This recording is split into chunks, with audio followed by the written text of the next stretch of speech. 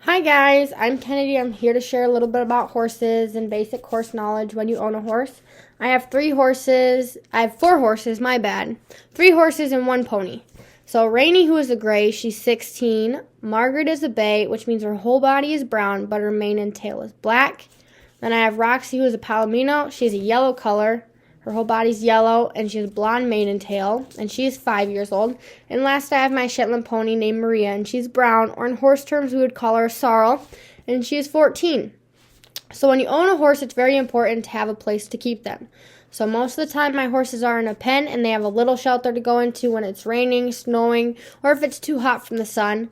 Normally, they're in here during winter, and then when it's warming up and it's a little muddy, they stay in there. And then in summer, I bring them down to the neighbors, and they can eat grass, and so the neighbors don't have to mow their pasture. If you have a horse, you need a place for them to have room to exercise. So if they are in a barn or stall, you need to take them out frequently so they can stretch out their muscles. So taking care of horses, when you have a pen, you need to make sure that no wires are sticking out. Make sure that your fences are working. If you bubble wrapped your whole area, some way a horse would figure out a way to get hurt. And especially in winter months, you need to make sure that the water doesn't freeze up and have access to running water. Some feed. I feed my horses hay, and they get to eat grass when there isn't snow on the ground. Some horses get special feed depending on how picky they are. Like if they're a little on the skinny side, they might get more protein. Or if they're older, they have like senior feed. So it all depends on what your horse is kind of like, if they need grain or oats, or if they can just be on hay and grass.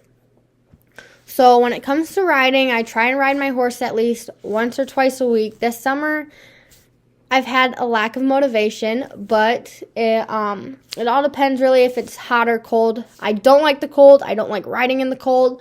Only in an indoor arena. I do a couple horse shows throughout the winter. But other than that, I don't like to ride outside. Only in indoor arenas when it's cold. But when it's hot, if I get hot walking outside, even going to catch my horses, I normally don't ride them when it's super hot outside, just because if it's not comfortable for me to be outside, it's not comfortable for them to be working outside. But no matter what, horses should be exercised frequently, and especially if they're younger or if they're in a stall, like I said, they tend to get more energy and they might be a little naughty sometimes. So they need extra work. And then, speaking of work, vet care. So just like you go to the doctor, your parents schedule a doctor's appointment for you to get your flu shot or get your checkup before school. You should always get your horses to the vet, make sure everything's right. They need to get up to date on shots so they don't contract different diseases from other horses. And you should also get them wormed, because there's gross worms that can get inside them, and they make them really skinny. So you should worm your horse frequently, spring, fall, winter. Say about every 2 months is what it kind of says. But some horses take more care than other. Some horses even have to get their teeth done, like going to the dentist like you do. So sometimes horses' teeth, sometimes they grind their teeth and their teeth get a little sharp, and it makes it very uncomfortable for them to eat. Just like when you eat candy and you get a cavity and it kind of hurts. It's kind of like that for a horse when they're eating it. We call it a hook, and the hook kind of pokes at them, and so it's good to get their teeth done if they need that. And so, speaking of vet care, my young horse just recently got hurt, Margaret. She got cut on barbed wire, which is a reason you should always have a smooth wire fence, like electrical too, because barbed wire is very easy to get cut on. And it wasn't as bad as it didn't take as much care as we thought it was going to. We just had to hose it down with a cold hose it or whatever for like 3 weeks or so, and now it's getting smaller. It's about the size of from here to here now.